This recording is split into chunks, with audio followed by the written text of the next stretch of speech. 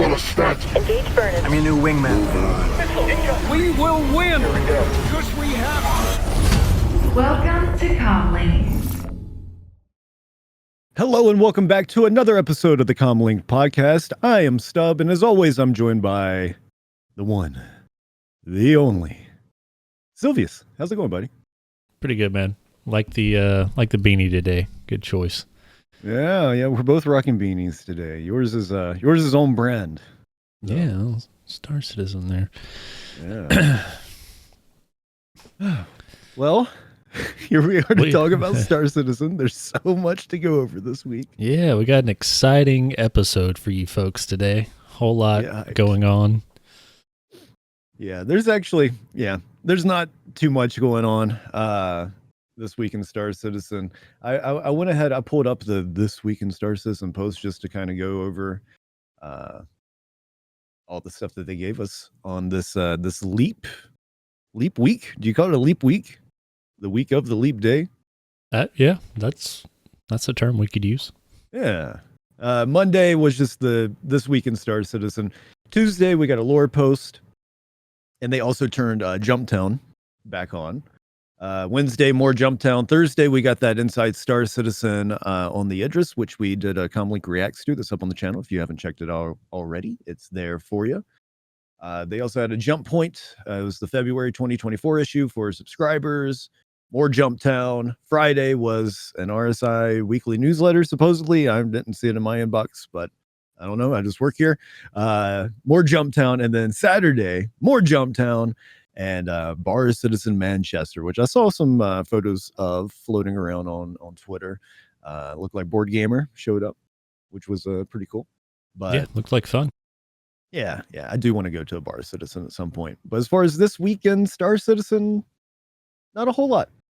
Not a whole lot on as far as the game itself goes. But we do still have things to talk about surrounding the Idris and also surrounding master modes as well. Two big points of conversation in the community. Got everybody's feathers ruffled up a little bit one way or another. Seems like the community feathers have been ruffled over multiple topics past week or two. Main one being, I guess, the Idris event. Master modes being, the top, I guess, PvPers have had some things to say about master modes, and I've even heard some people having some issues with the FPS stuff here recently in Star Citizen. So, lots of good new stuff coming about 3.23, but also, I guess it's just the way active development goes, and game like this constantly being changed. So there's always going to be people that like it, people that don't like it, but exactly, peaks and valleys. Feels like maybe a fairly large part of the community is feeling a bit of a valley right now over a peak, but it'll be all right. Yeah. It'll be okay. Let's talk about these things. So first off, let's go ahead and get started with the Idris event. So what had happened was CIG decided to do an event in which players would be given the potential opportunity to attack an Idris, board it, claim it, fly around with it, have some fun, explore the interiors for the first time, right? Previously in the game, people were able to kind of jank their way on board in Idris and pilot it, but there's nothing to go exploring inside the Idris. That's now changed, and so some people did get an opportunity to do just that, but not a lot of us, which is kind of maybe one of if not the biggest complaint with the event overall was it just wasn't spawning for a lot of people. And my understanding was the Idris was controlled by CIG devs, but also apparently on some servers you could have got an Idris that was AI crewed.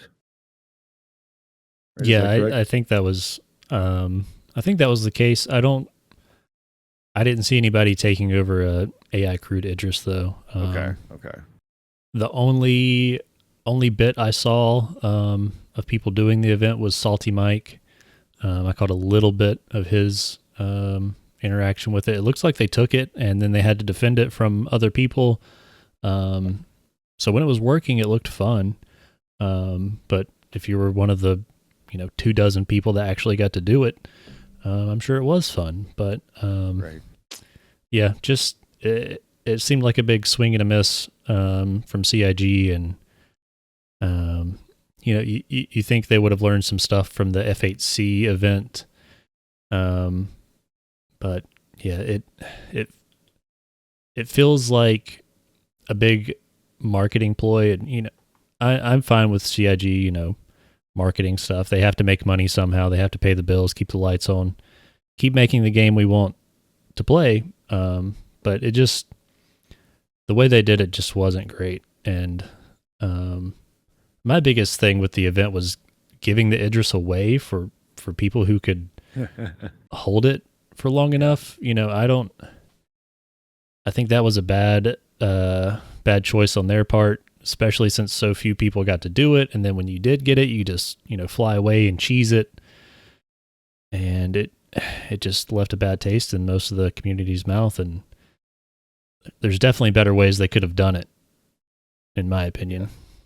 Yeah, this was an event that on paper sounds really cool. I got hyped for it, when I first heard about it. Oh, the chance to go and board and take over an Idris and, check out what the interiors are looking like and getting, some hands-on time with it. But then once the event goes live and the reality sinks in, is like, oh, only a small fraction of the player base is actually going to get this event pop off. It's like all the wind's taken right out of the sails, and I did some server hopping around here and there, and not much because I didn't want to spend 7 hours trying to find one of these, but I hopped around different regions and didn't get lucky. Never got the Idris mission to pop up on a server for me, but I wish it had. But what can you say? They made their decision. I don't think it was the right call. Obviously, it upset and bummed out a lot of people, myself included, I guess, to a degree. Maybe not quite as vocally as a lot of other people, but it is a bummer to know that an event like that's going on and you just don't get to partake. Sorry. Yeah, I don't know what their thought process was when they were like, I bet a lot of people are going to get to do this and check out the Idris and have a lot of fun. And yeah, there's so many different ways they could have done it. Just they already have the Arlington Idris mission. Why not take that Idris and add the interior? Yeah, and people can go do the mission and take the Idris. I feel like that would have been I mean, I'm no game developer, but I feel like that would have been a way better option to get more people to see the Idris than making devs spawn it. Yeah. So if they had made it to where that Idris is also the updated one with the interiors available, and still did some sort of event where it's like, hey guys, we're just for the fun of it, we're going to spawn in an Idris on some servers or whatever. Come and take it from us if you can. Like, okay, that's fine. But everybody is still given the opportunity to check out the new Idris updates, right? Because of the NPC missions. Like, they could have done both. And I think people would have been much happier with it. There still would have been some complaints about, the way that they were giving the Idris away and all of that, because I don't think you would have that same opportunity with the NPC Idris. But regardless, I think the main people wanted to do was just explore the ship, get on board, have a look around. We all do it when there's a big new ship hitting the game. Everyone wants to check it out and take a tour, even if it's not a ship that you're going to add to your fleet. It's one of the fun parts of the game. Like, oh, new ship came online. Let's give it a look, and just that so many people were denied that. I understand people's complaints with it. I really do. I'm there with you for a lot of it, for sure. Hopefully a lesson's actually learned from this, because you brought up the F8 mission. Remind me again how that worked. There was something to do with tickets, right? Yeah, that was the so they had the golden tickets that you could find and then purchase the F8, and then they had the platinum ticket that you had to get from, forget how they originally spawned it. I think a dev had it or something, but basically you had to get the ticket and hold on to it and make it back to a kiosk at one of the major landing zones and turn it in, and then you would get your F8C. Okay. Which, I mean that's not bad, but I mean, as far as the Idris goes, they could have, you know, if you take over an Idris and you sit in the pilot seat, then you're entered into a random drawing. You know, instead of just the person that holds it the longest or can cheese it the longest, or, you know, whatever. If you're able to get on board it, sit in the pilot seat, random entry into one winner we pull at the end of the event. I feel like that could have felt a lot better instead of the way they did it, or just not give one away at all. Is, you know, that would have been fine too. But that's maybe the best answer. Yeah, but yeah, like give the Arlington Idris the interior, hide some, say, oh, there's a hidden one parked on Daymar somewhere. Go find it. I don't know, but it also felt a little premature.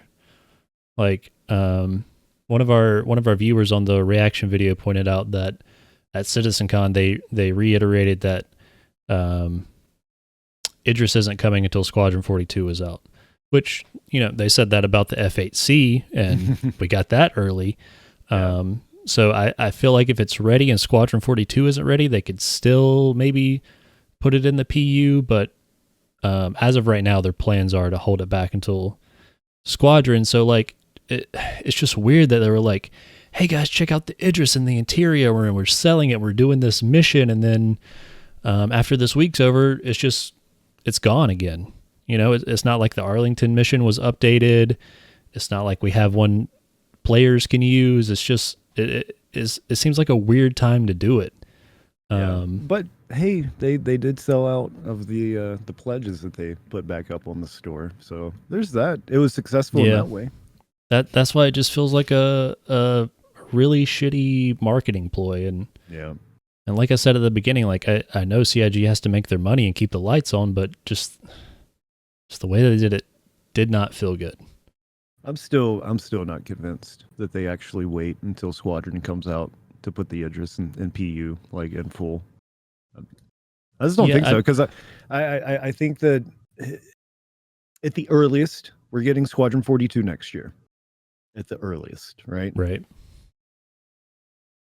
They just showed once again that there's such a thirst for this Idris that it sold out again in seconds. And I don't know how many packages they had available. It could have been 10, it could have been 100, it could have been 1,000. I got no clue. But whatever that quantity was that they made available, sold out basically in the blink of an eye. So keep that in consideration, plus all the other times that they've sold it. The fact that it's damn near complete. They said in ISC that there's still some stuff missing, like there was like a missiles room, I think, that was missing from the ship, and maybe some other things here and there. But, you know, from what they showed, it looked like the Idris is 90+% done, right? So say they get that all fixed up, all done over the course of the next few months. Do they really just sit on this huge money printer for them? I mean, it's over $1,000 ship. I forget exactly what it is, $1,200, $1,300, $1,400, something like that, depending on if you're getting a war bond version or not.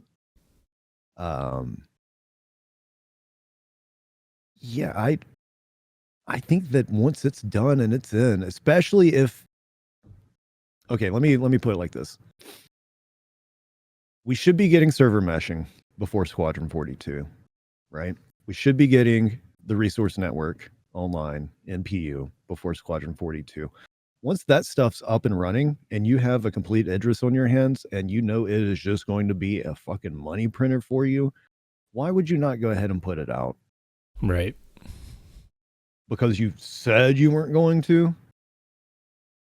Everybody, for anybody new to Star Citizen, My people that have been around for, let's say, longer than 6 months or so, you already know this, but for any brand new people, CIG says a lot of shit. And I don't think they're outright lying about it, but sometimes things just don't play out the way that they claim.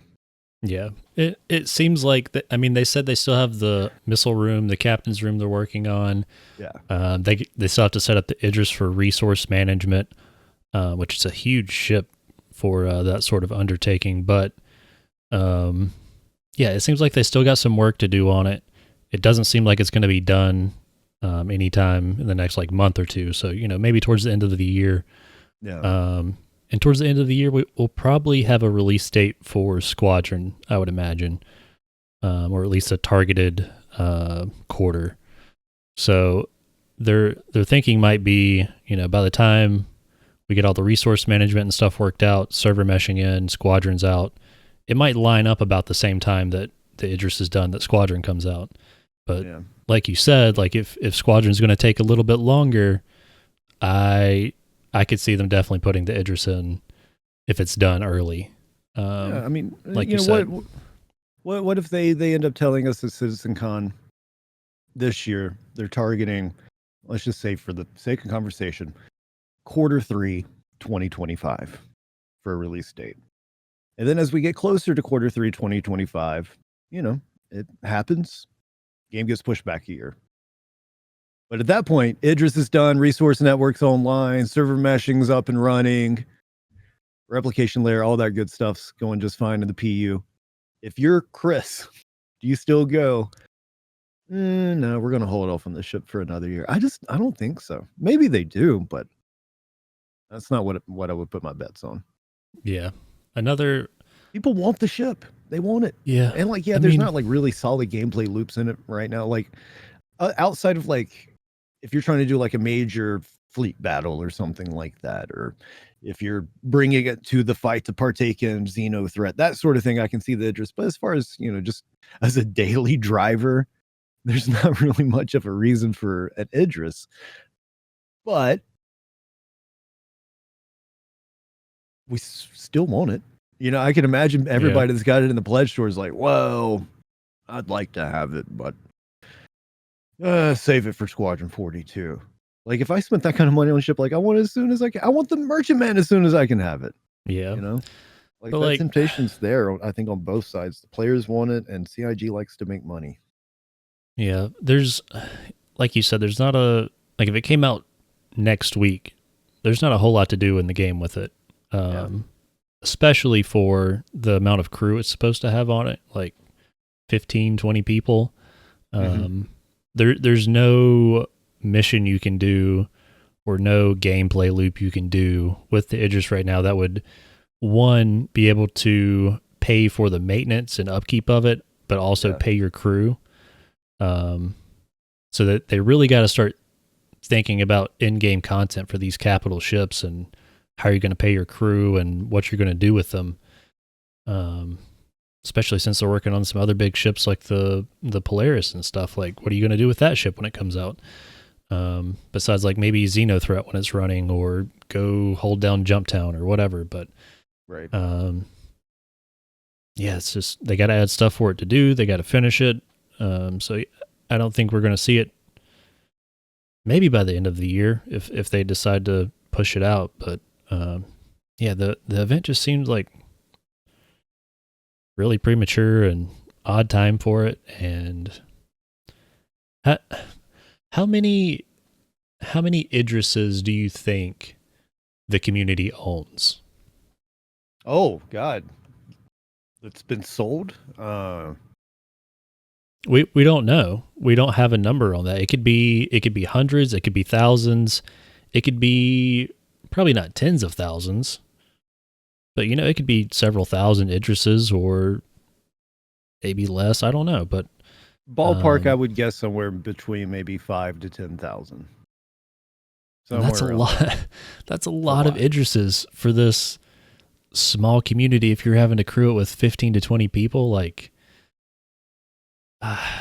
they're selling this idea of these capital ships and the crew you're gonna do with, like, stuff you're gonna do with your crew, but Um, yeah, I feel like they should be a little more of a novelty, but I don't know. Maybe once we have a bunch of systems and Vandal fights in, you'll actually have stuff to do with them. But Right. yeah, right now it's hard to imagine, 10 people pulling out their Idris on a server and everybody having stuff to do with them. So Yeah, I mean, again, outside of those big events, bring it to Xenothreat, maybe use one to help lock down Jumptown, that sort of thing. But yeah, outside of that, I mean, it's cool. It'd be cool to have, just fly around, show it to your friends, but yeah, actual gameplay for it, not much right now. yeah, which looks like an awesome ship, and I'm sure it's gonna be amazing for Squadron 42. Don't get it twisted that I'm like beating on the ship right now, but yeah, they just got to give us stuff to do with it and the PU and everything, and I'm looking forward to it. It looks badass. It really does. We talked about it a good bit when we were doing the reaction video to ISC, but it looks great. Kind of ran out of adjectives on the react, but I was really impressed with it and just how intricate and complex the interiors look. I mean, you can tell somebody has put a ton of time into designing the Idris. Yeah, which they said they've been working on it since the Retaliator, which makes sense. That thing looks super intricate and looks like they used all the space, so it's definitely setting a bar for future capital ships. Oh yeah, man, I can't imagine what the Javelin looks like inside. If it's as tightly packed as that Idris is, right? I bet it looks crazy too. But maybe we'll see more of it this year or something. But that's man. If you think we don't have things to do with the Idris, just imagine the Javelin. Yeah. So yeah, I know we're still like, I mean, it's been fucking 10 years plus, but I know we're still like, we haven't got to those. I mean, they mentioned raids, but they're just like, yeah, it's kind of something we're talking about in the conference room. It's not something we're actively developing. So I would like to hear what their thoughts are on in-game capital ship gameplay. That would have been a nice little tidbit to hear when they were talking about it. Like, it might not be this year, it might not be next year, but 3-4 years in the future when we have capital ships running, like, this is what you're going to be doing with them, would have been cool to hear. Yeah, I'm sure we'll get more of that over the next year or two, but it would have been cool to get some with ISC this week for sure. Yeah. But I don't know. I hope that maybe Invictus Week this year we'll be able to take a tour of an Idris as well as the Jav. That would be cool. Yeah, that would be cool. Seeing the actual full interior that the dozen people got to see over the past weekend. But yeah, even if we don't all that we get one to fly around, just have one docked somewhere that we can all walk around and take the tour of. And why didn't they do that during the event? Great question. That's the whole thing. People want to see the inside. Like, if you can't go do the event, hey, we got one parked at Seraphim Station. Go check it out. Like, 100%. Yep. Yeah. That would have I think soothed a lot of woes from the event for sure. But yeah, hopefully they learned something from this and we don't see a repeat in the future, and we'll see. Yeah. And speaking of CIG learning, it sounds like they've been learning from their server meshing test, right? So not too long ago we were talking about like, hey, where's the next test for server meshing and replication layer and all that good stuff? Because it had been a while. Like the last time they had one, the report was that it didn't go so well, and then they kind of went quiet about it for a couple weeks. Well, apparently testing's happened again, and reports are better this time around. Want to talk about that a bit? Yeah. So for anybody not in the loop, last week they did their first static server meshing test on Evocati where they had Stanton and Pyro running at the same time. You had to pick one from the main menu, and then you were locked into that server for the rest of the test. And you couldn't use the jump gates. Well, I guess you technically could try, but they said it would break the game for everyone, and to please not do it. And to my knowledge, I don't know if anybody tried it or not. But yeah, they had Pyro and Stanton running beside each other, connected to the same replication layer.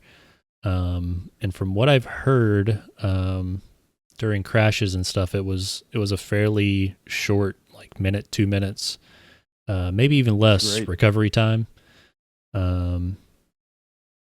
I seen a one person say they didn't crash the whole time. But I think if you were in Pyro, you couldn't get missions. It was just kind of open. So like I don't free roam around, fly Yeah. here and there, but all the quest lines and such are turned off. Yeah, so I didn't, obviously we can't watch anybody stream it or anything since it's Evocati, so Yeah, so for those just to keep in mind, right? So they did recently change their policy with Evocati a bit to where the patch notes are public, but NDAs are still in place for screenshots and video footage and yeah, I saw visual someone media. on Mike's stream saying they can talk about anything in the patch notes with the rest of the community, but they can't share like screenshots, video, anything like that, like you just said. But they aren't allowed to even go out of their way and talk about things specifically in the patch notes. Yeah. I'm just happy the reports are better this time around. 30Ks have been a plague for Star Citizen for basically since the start of the PU, right? So the fact that this new tech seems to be performing pretty well in the most recent Evocati is great, because it sucks when you 30K and you end up losing the place that you were in the game, and you got to go through the whole thing, bring the game down, bring it back up again, try to, if you were playing with friends, try to get back in on the same server with them again. And replication layer in theory should fix that for us, right? To where when you do have a crash, there's a little pause or whatever, and then another server gets pulled back up and you're right back where you were. Like, that's the dream. I mean, and it sounds like we're getting a lot closer to that. Thank God. Because Yeah. I was really worried that since reports from previous tests were pretty rough, that maybe this wasn't going to happen for 323, or 323 would just have to get pushed back even further because server meshing's whatever. They could have been a disaster for the release schedule this year. But it seems like maybe they're wrangling this thing in. Yeah, I was surprised to see static server meshing being tested before replication was all said and done and pushed out to live or whatever. Yeah. So that was exciting to hear, and the fact that it's mostly not busted is good to hear. Oh, am I misrepresenting this test? Was it just the server mesh, but was replication also turned on as well? It was both. Okay. They had both servers running connected to the same replication layer. Gotcha. Okay. I just want to make sure I had that right. Yeah, so I think they were testing both. And, like I said, jump gates were not working. But that was kind of expected for the first couple of tests, and static server meshing. I always thought that when Pyro first comes out, it's probably going to be that way, where from the main menu, you choose Stanton or you choose Pyro. Yeah. And then to get to the other system, you're going to have to go back to menu and change where you're spawning at. And I'd be fine with that for initial release. Maybe they even have it to where you still go to the jump gate, but when you go to jump through the jump gate, just sends you back to menu, and then you click, say if you're going for Pyro Stanton, you click on Stanton, and then all of a sudden you spawn back in at the Stanton jump gate. Like, I mean, whatever. obviously we do want the long-term big picture to happen where these things are functional. But in the meantime, yeah, if we have to go back to menu to go from pyro to Stanton, Stanton to pyro, no biggie. That's not a deal breaker. No, I wouldn't be upset about it. Yeah. I just want another pyro preview. I just, I still hear people talking about the last one and how much fun it was and how it, breathed new life into the game for them. And it seemed like, a lot more fun and dynamic than Stanton. And, Stanton's kind of stale because we've been playing it for the past 10 years and Pyro's this new and exciting thing. And, I know both of us right now, I haven't signed into the actual PU in probably over a month. And we just did to look for the Idris a little bit. That's it. And we've both played Arena Commander a little bit here and there, but other than that, it's just like, right now if I'm not, super invested or just creating content for it, it's just like, why bother with the game right now? Because we're about to get a patch in 2 to 3 months that changes so much, and they haven't said there's going to be a wipe, but there's probably going to be a wipe, and I've got all the ships I want in game, but not a lot to do with them, and I think a lot of people kind of feel that way right now, just kind of like the way 318 felt. You want to run some more bunkers right now, dude? Come on. Oh, yeah. Sorry, guys. That's the end of the podcast. We got to go. Bunker time. For the 5,000th time. Yeah. I don't know. It's... I want to try out Pyro. I can't wait for 323. Yeah. Where's that Pyro preview, Chris? Just throw it up there. Just let us get in. Just a little taste. Just something. For real though. I'll hop back in right now for that. But as far as just playing PU to play it, look, that build is in an okay place, as far as relative to other Star Citizen builds. It's not crashing left and right. It's been running pretty smooth with my limited time on 322. So no big woes there, but again, to your point, it's just the fact that there's such a foundational change coming to the game in the next major drop. And also probably a wipe, I would assume. I think that's probably a pretty safe bet. So it's like the draw of the game right now for me to play it just to play it, this isn't really strong right now. And it's not the fault of 322. It's just, we've got what will hopefully be greener pastures on the horizon. I would just like a little communication from CIG just saying, hey, we talked about Pyro preview back in fucking December and haven't said anything since.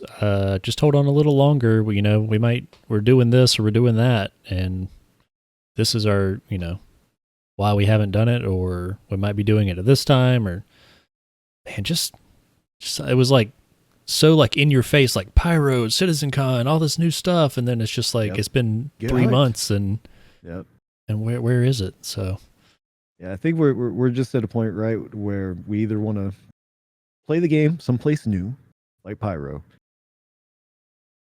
or play the game in some way new, like 323.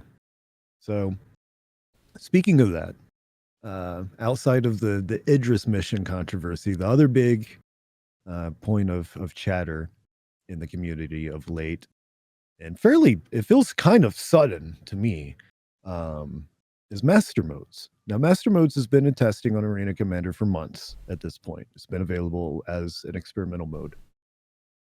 And I had checked it out here and there.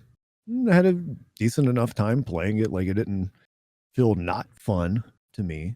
And it was just kind of there, seemingly on the back burner, even for the Star Citizen community at large.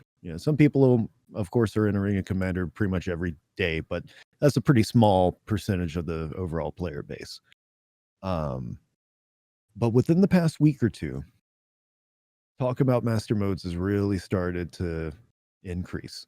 And you've got a lot of people that are really into the PvP aspect of this game with respect to dogfighting.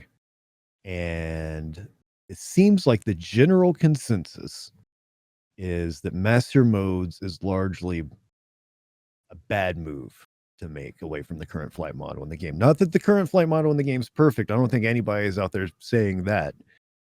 But there are a lot of people saying the master modes is not the solution to current problems in the game.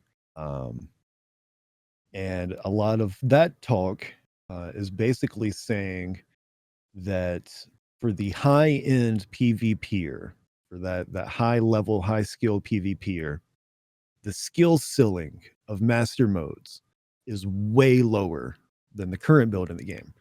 Now, I don't think you're going to take offense when I say that neither of us are tier 1 PvPers in Star Citizen, right? We enjoy combat in the game, but we're not out there getting into Arena Commander every single day and making sure that we're, at the tippy top of the PvP scene. That's just not how we approach the game. So we're not at the very top of that current skill ceiling in the PU. So it's hard to talk firsthand from that point of view. But especially now, having since gone back in recent days, played some more Arena Commander. We even played some together right before we started to record today's episode. Played some squadron battles with master modes. I've at least can understand their argument. Like, I'm not at that top level of play, but just based off of where I'm at in PvP in the PU and where I'm at in PvP at master modes, the combat feels easier. Like, in my experience, I'm surviving fights way longer than I would be in the flight model in PU. I'm still not getting way more kills than I would in the PU, but my survivability is definitely going way up. And I can't put my finger exactly on why that is. I kind of feel the opposite. Really? Yeah, Okay. I kind of feel like I'm doing worse in master modes than the current flight model. I'd say current flight model, I haven't played in a while, so I'm probably a little rusty, but I would say on a scale of 1 through 10, I would say I was like a 6, maybe. Okay. But master modes, I feel more like a 4, where I'm losing more fights than I'm winning. But I've also only played it, a handful of times. Yeah. And maybe just we really are complete opposite flips, because I think on PU I would put myself at like a 4, and in master modes a 6. Yeah, because I got pretty decent at tricording. Yeah. With the current flight model, and from my understanding, tricording is pretty much non-existent in master modes. So that maybe that's where I'm not doing as great. I'm trying to still rely on tricording to get out of people's line of fire or get my pip where it needs to be. And also, like when we were just playing, we were talking about it. My aim felt a little too overtuned. Like I was overshooting a lot of people when I was trying to turn on them. So it could just be I need to mess with the settings or something. But yeah, I kind of feel like I'm doing worse in master modes than I am in the current PU. Let's give some people some added context of what we're flying to. I'm primarily in a Gladius. What have you been flying? I was flying mostly the Gladius. And actually felt like I tried the Buccaneer a few times. I feel like I did better in the Buccaneer. Maybe because it has more firepower. Yeah. I feel like I'm struggling in 1v1s more with Bucks than I am other Gladiuses or even the Vanguard. Yeah. I did fly the Connie that one time, and it feels really sluggish. But there was that one dude in our match we were playing that was absolutely destroying everyone, solo and a Connie. Shout out to System of a Dog, I think was Yeah. the name. Yeah, that That's a was good him. name. But so yeah, like I mean, we can sit here and we both have our opinions on it, but at the end of the day, neither one of us is that top 1% of PvPers that mostly seem to have the issue with the master modes right now, and I don't think I'll ever be one of those people. Yeah, as far as that higher skill level, I mean, somebody like an Avenger 1 or, a Burks, a Moist, they would be able to speak to it better than us. But I still get what they're saying. You know what I mean? Yeah. And so by that same token, even though I'm definitely not at the top of the skill ceiling for master modes, like I could just tell, like, it is easier to get there. If I really wanted to put in that time every day, if, you have 3-4 hour sessions in Arena Commander and just fucking grind and get out. I think it's way more reachable or attainable for me than the current flight model and PU. And I think that's their goal. I think that's the goal of CIG, is to make it more accessible for newer and players who just aren't going to put in that time to train every day and get better and better and better and better. And but it seems like for those people that are trying to be at the top of the PvP community, that it's really dumbing down the flight model kind of. And whereas they right now, top percenter could go in with an Aurora and slap 2v1 against 2 Gladiuses and win easy peasy against people who aren't as good. But it seems like master modes, they might not be able to do something like that. Right. So yet and I don't really know the solution. I think some of those people are saying bump the speeds up a little bit, and that would help. To where you're at the right now, when you boost, you're up around like 500-600, but make that 500-600 the normal speed, and then boost a little higher, I think is what some people are saying. But yeah, I mean, I definitely understand where they're coming from, and I want it to be a fun experience for both people like us who aren't going to get sweaty and try and learn the top tier of PvP, but it also needs to be fun for those people, and give them something to work towards. And and I think one thing that everybody needs to keep in mind, us and people that really love master modes and people that are really against master modes, everybody needs to keep in mind, when master modes hits in 323, it's just the first iteration too. They're going to tinker and rebalance and stuff. So keep giving CIG your feedback, but go into it understanding that, for better or worse, this is not the final flight model for Star Citizen by any means. Yeah, I mean, we're still in development here, folks. So they've been iterating on the current flight model for what, 8 years, something like that. So I just say that because I've seen some people, not a lot, but some people, and who knows, they could be hyperbolic, but going, fuck this, I can't do it, I'm out, I'm done with Star Citizen, this is a deal breaker. Yeah, that's, hey, look, everybody's coming to this game for different reasons, but I have a hard time putting myself in those shoes to leave the game over this. Yeah, I mean, I guess if that's all you do is PvP, you want to be the best of the best and just love the current flight model, and if it makes it not fun for you, I guess I could understand that. But yeah, it is by no means a deal breaker for me. And I feel like overall, master modes are going to make combat for most people more accessible, more fun. But yeah, hopefully, as they push it out, get more feedback, hopefully they will figure out that sweet spot, where the top tier people feel like there's that higher skill ceiling, but also if you're just getting into it, you're not, just getting trashed and still can have a good time. So I feel like it is sort of a needed change. The current flight model isn't it, and the current master modes isn't it, and we need something a little bit in between. But yeah, it's not a game breaker for me by any means.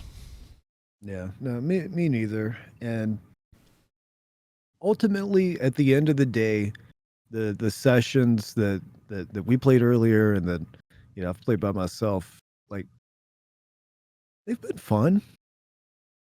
I know, like that doesn't sound like super excited about it, because I'm not. Like it's been fun, but it also doesn't feel like a flight model where I am going to, in its current state, be like, all right, now's when I'm really going to get into PvP.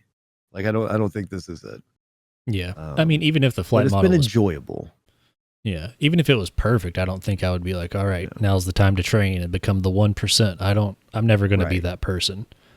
But I can, I can get in that mood with a Yeah. game, whereas like, fuck it, let's do some ranked. Let's see what we can do in ranked and grind it out and see what we get. And there's not that urge to do that with either flight model for me right now with dogfighting. Yeah. I'm if I were more to, likely to, if I wanted to just dogfight like 24/7 or whatever, I would be more likely to be like, hey, Silvius, Raska, you guys want to reinstall Star Wars Squadrons? Like, you know what I mean? Yeah. I don't know. if I were going to get good, I would reinstall. Do people still play that game? I think so. I don't think it's like a huge number, but I'm Yeah. from what I understand, you can still go and find a match pretty easy. I can never get my sticks to work on it. The way I have them set up with the pedals, the one stick and the mouse, it wouldn't work with that game. So I'm forced to play mouse and keyboard, which I wasn't excited about, but yeah, it was a fun game. But I got another option for you now. There you go. I'm all about this controller life lately. I need to get more in the controller life with how bad my carpal tunnel or whatever's going on with my wrist is. But yeah, for some games, it works just fine. Yeah. I'm not going to play Counter-Strike with one, but been playing some Helldivers with one, Banishers with one. I think Chris plays Star Citizen with one, to be honest. Yeah. So I think a good number of people do. I haven't tried it out really myself. Just as a goof, I think I'd maybe played a life or two of Star Marine with one, but I've not like tried to fly a ship or anything with one. Yeah. Now Star Marine is something I could see myself getting sweatier about. Yes. With FPS and be like, okay, I want to be really good at FPS in this game, but I've heard some people not have so great experiences with the FPS lately either. So I've played a little bit of what is it? Gun Rush. Just a few rounds. And yeah, I didn't feel like a huge change in FPS gameplay. Like what are people saying? Because it felt kind of typical to me. I think the biggest thing is the time to kill right now. Yeah. That and obviously the net code is still kind of weird. That's for sure. There's still that. Especially on the PU, a lot of engagements end up in a trade, from my experience. And the time to kill being increased where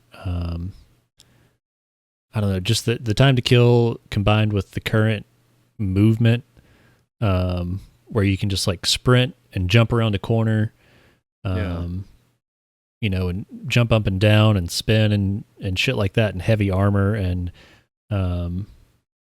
it sometimes, like if you're one-on-one with snipers, you hit a guy, you take him down 3/4. They hit you, you go down 3/4, and then you're sitting there med pinning in front of each other, jumping around, and you're trying to get that one shot off, and you might get another hit on him. And then then the other guy med pins, and then he shoots you, and then you med pin, and it just ends up in like a bunny hopping match with sniper rifles, and it just feels weird. And like with the net code, like the faster you round a corner, the more likely you are to win the fight. And it's just they need to dial it in, because right now it feels like they're trying to be too many different shooters to be unique, when they just need to make what works. Well, if that makes sense. This isn't going to be a solution for the netcode. That's something else entirely. But as far as the time to kill, You guys out there complaining about it. If you try getting good, try shooting for the head. Because that's not been a huge issue for old Stubb over here. I've not noticed the time to kill, to be honest. Right, I don't. But the movement's weird. The net code's weird. That for sure. But aim for the head, guys. Come on. Yeah, it's just I haven't played with it enough recently to have a huge opinion on it. But just from my experience in the PU, you know, like having to mag dump a whole LMG into someone to take them down is kind of weird. I'm just trolling about the headshots, by the way, guys. Don't flame me in the comments below. But how many headshots does it take? Can you take somebody down with a single shot from a sniper in the head? I don't know. I haven't tested those things. Right. So I think the general consensus is it feels like they're trying to be something unique when they just need to go back to what works. I don't know. Well, it feels like they're trying to be unique by being everybody, which is making them not unique at all. Right. What kind of people are playing this type of FPS gameplay? Yeah. I'll say this about Time to Kill. In a game where people are running around wearing huge suits of space armor, I do want it to feel like that armor is actually there for a reason. Yeah. You know what I mean? So I don't want Time to Kill to be like half a second, like where it feels like you're getting shot 3 times, even though you're wearing 500 pounds of armor and you just fall over. Yeah. You know, so. But they could make the movement, you know, dependent on, which I think heavy armor makes you move a little bit slower right now, but you can still like sprint and jump pretty high just like you can with no armor on. So, maybe the answer lies in the movement, making heavy armor feel more heavy and light armor feel lighter. And movement is foundational to every FPS. Right. I mean, so much of your game's personality and mechanics, I mean, it's all movement based.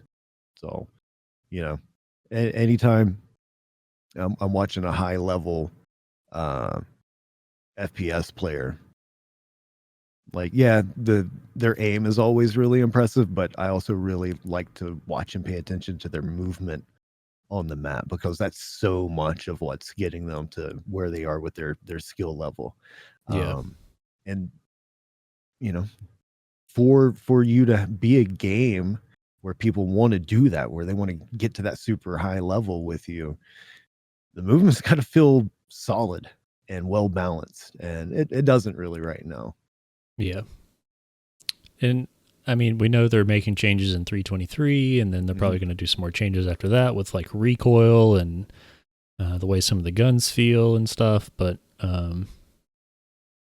but just like master modes, we're still in development. They're still tweaking things. So this isn't a final iteration by any means. But yeah, nothing in the game between master modes or FPS right now. I'm feeling just like, oh man, I really want to get good at this. Yeah. And maybe one day we'll get to that point. I hope one day we get to that point. Yeah. Well, we know FPS very, very soon is going to be getting a lot of love, right? So between FPS scanning, between the new recoil patterns, between you know, even when we get updates to like how vaulting works in the game, that's going to make a difference. So I hope it gets smoothed over the course of this year. And I think they've got a good foundation, right? It's not like zero fun is had when playing FPS and Star Citizen right now. Like it can still be fun. It just needs more love. Yeah. So I think this time next year we could be saying a lot more positive things about FPS. I think that's reasonable to get this down in, because I'm also hoping that if by the time FPS is feeling a lot better, we're also finally getting those bounty hunter updates in the game too. Yeah. Like, that's my pie in the sky dream. So that those two things converge simultaneously, like really solid FPS gameplay and new bounty hunter updates to go with it. Yeah, we haven't done any haven't done any bounty hunting in a long time, so we've been hearing about that bounty hunting V2 for 2+ years now. So maybe we'll see it this year finally. I hope so. You know, when they were showing off the escape pods in ISC this week, and some other parts of the ship, I was like, functional? So functional? Those escape pods work? And like, also in part of my mind was like, man, we still need bounty pods functional too. Like that's still not a thing. It blows my mind. They still talk about escape pods, dude. Yeah. Like, who's going to use those? When are those going to be a thing? 10 years from now, when armor and soft death and components breaking are actually a thing, I don't know. Right. It's just the fact that they put so much, like, they always point out the escape pods, and I'm just like, who the fuck's going to use those? I can't think of any scenario in this game where you're going to be like, abandoned ship, we got to leave. It's you know, you're either winning or you're fighting to the death. I'm going to go strand myself on fucking Daymar out in the middle of nowhere. Yeah, Why? I mean, I don't know. It's just one of those things. They like roads. I don't know. It's if you could think of a reason for escape pods in Star Citizen right now, let us know in the comments below. Maybe one day in the distant future, but yeah. But bounty pods, man. Yeah. I want to use the shit out of those, and yeah, you know, they've been on my stalker for fucking however many years now, and nada. Can't use them for shit. We've even seen any day now, like teases of people using them. Remember, forget what video it is. It might have been from CitizenCon. The dude pushing the bounty pod across the pad at one of the stations to load up into his ship or whatever. And yeah, we've been teased on that for a while now. So yeah, maybe this year. Hey, Jumptown's running. It is. Don't forget to get into Jumptown and buy your Jumptown ships and go bomb the shit out of it. Get your A1. You have an A1, don't you? I don't know. I think as a loaner for something. Yeah, I think you have it as a loaner for something. I know what we're doing after the podcast. Let's go bomb some people. Oh, actually, that does sound fun if I have access to it. I think maybe you're right. I'll log into my site now while we're talking. Yeah, Jumptown's running through March 11th, I think. I don't have it pulled up right now, but I think the 11th stands out for some reason. That sounds right. Yeah. They're doing a bunch of ship sales, so if you want a new ship, go check it out. I don't know if we'll be doing Jumptown any this time. I haven't done Jumptown in over a year, probably.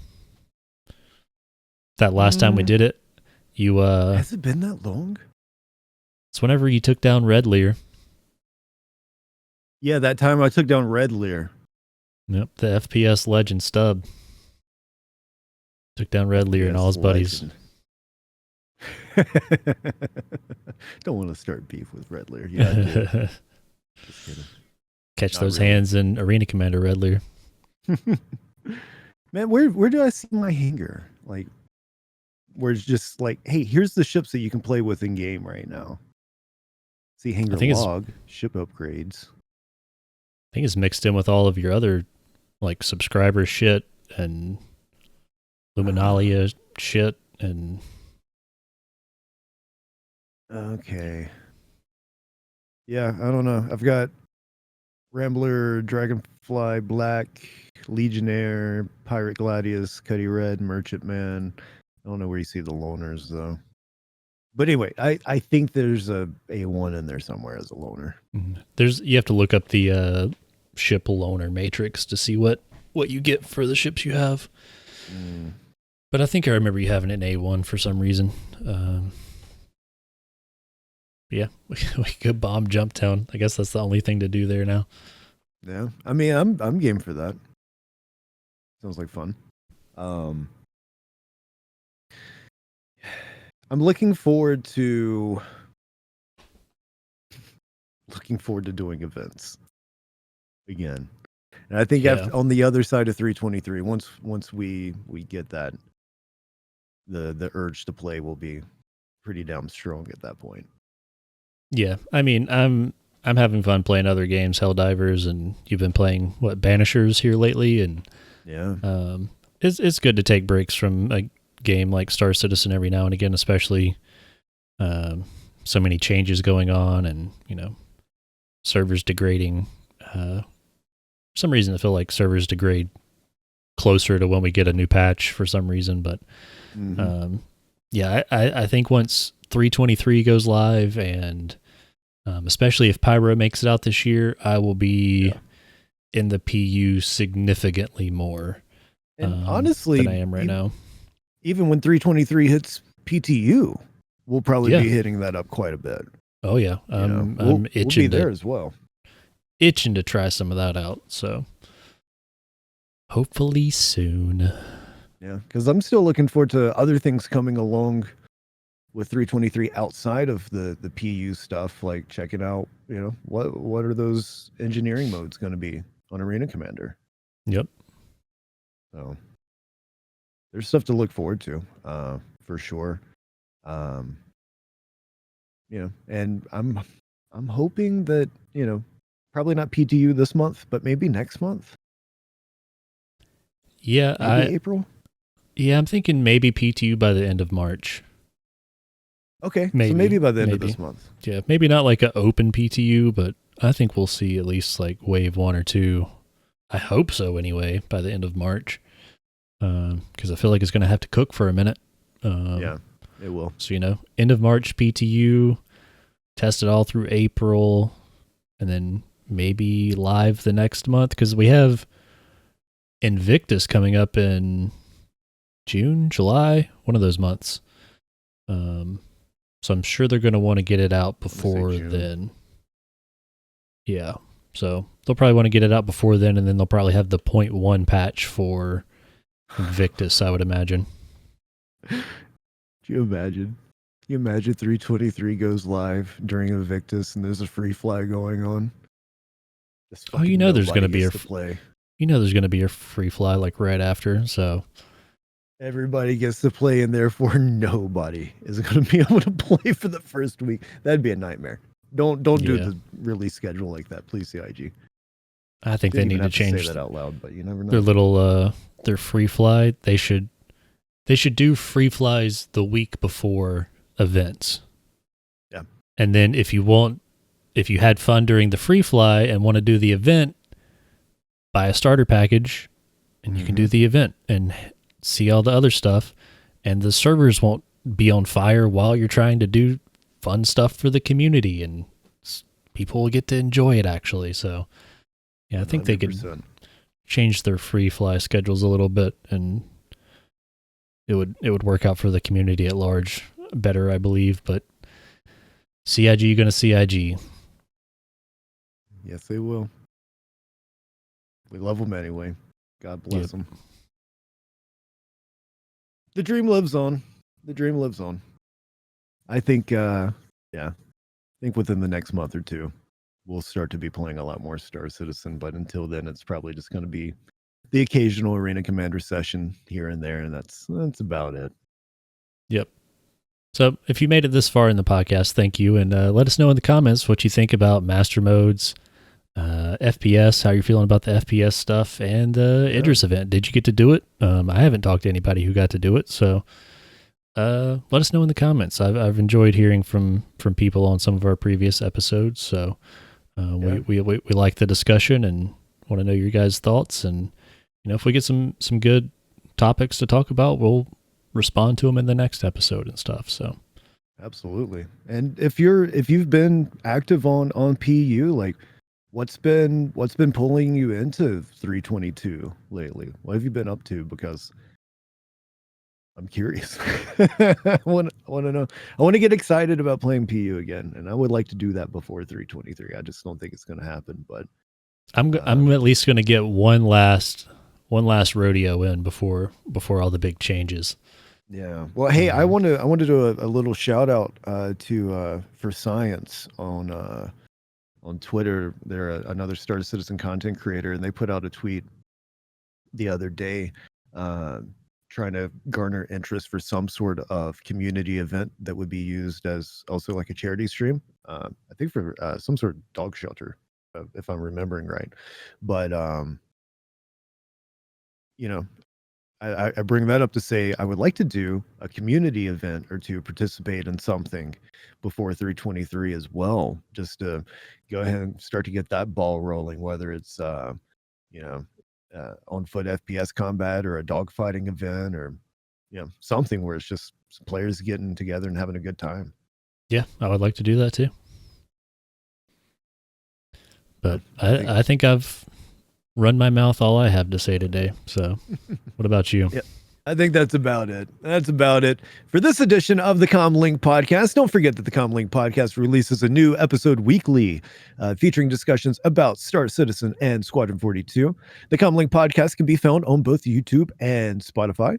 In addition to the podcast, be sure to also check out our Star Citizen and Squadron 42 reaction videos on our YouTube channel. You can follow CommLink on Twitter and Instagram. The username for both platforms is @CommLinkPod. We're currently running a giveaway for a Cutter Rambler with LTI. That stands for Lifetime Insurance. Check out our Twitter page for details pinned at the top. And if you enjoyed today's podcast, go ahead, give us a like. Go ahead, subscribe, and let us know in the comments below. Until next time, thanks everybody for tuning in. Stay safe and be well. Thanks, Sub. Had fun as always. Thanks, man. Me too. Bye, everybody. Bye.